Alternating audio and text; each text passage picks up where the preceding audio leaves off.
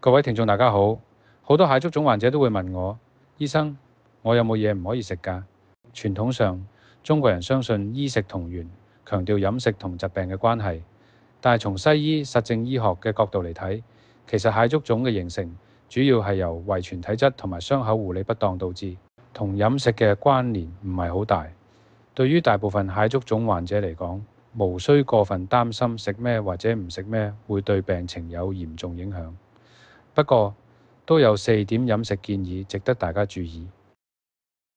第一係忌酒精及辛辣食物。大部分人飲酒或者進食辛辣食物之後，都會出現皮膚血管擴張，容易刺激疤痕組織增生，有可能令到蟹足腫惡化。因此，醫生一般會建議蟹足腫患者戒酒，並且少食辛辣食物。第二係留意自己嘅發物。發物係民間傳統用語，泛指容易令新病加重、舊疾復發嘅各種食物。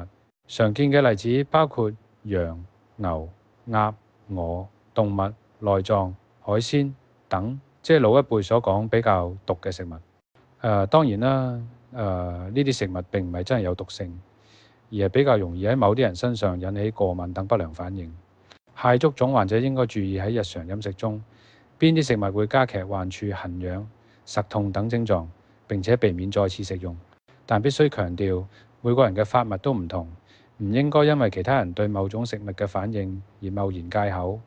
畢竟每種食物都有佢獨特嘅營養。第三係增加攝取維他命 D。人體主要透過日照嚟合成維他命 D， 但都市人長時間喺室內，普遍無法攝取足夠嘅維他命 D。事實上，維他命 D 對於疤痕修復有重要作用。缺乏維他命 D 嘅人士，佢哋嘅疤痕增生情況通常會比較嚴重。根據一項喺2013年至2016年進行嘅臨床醫學研究，增生性疤痕患者普遍有缺乏維他命 D 嘅情況。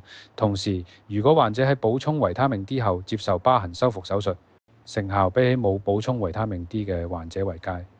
另外一項喺2021年發表嘅研究顯示，喺蟹足腫病灶內注射維他命 D 對蟹足腫病情有顯著改善。所以如果蟹足腫患者日照時間不足，建議多食維他命 D 豐富嘅食物，例如三文魚、青魚、秋刀魚、菇類、黑木耳、雞蛋等，亦可以考慮服用維他命 D 補充品。第四係均衡飲食，維持皮膚健康。唔少蟹足腫患者病因都源於暗瘡，畢竟暗瘡都屬於傷口嘅一種，所以保持皮膚健康，例如少食油膩、煎炸、高糖分嘅食物，適當攝取膳食纖維、奧米加3脂肪酸等等，避免暗瘡形成，亦都係預防蟹足腫嘅重要一步。總括而言，雖然蟹足腫並唔係由飲食直接導致嘅疾病，但日常飲食始終同我哋嘅健康息息相關，唔應該完全忽視。必須注意嘅係，以上只係對蟹足腫患者嘅一般建議，每個人對每種食物都可能有唔同反應，好難一概而論。有任何疑問，應該諮詢主診醫生或者註冊營養師。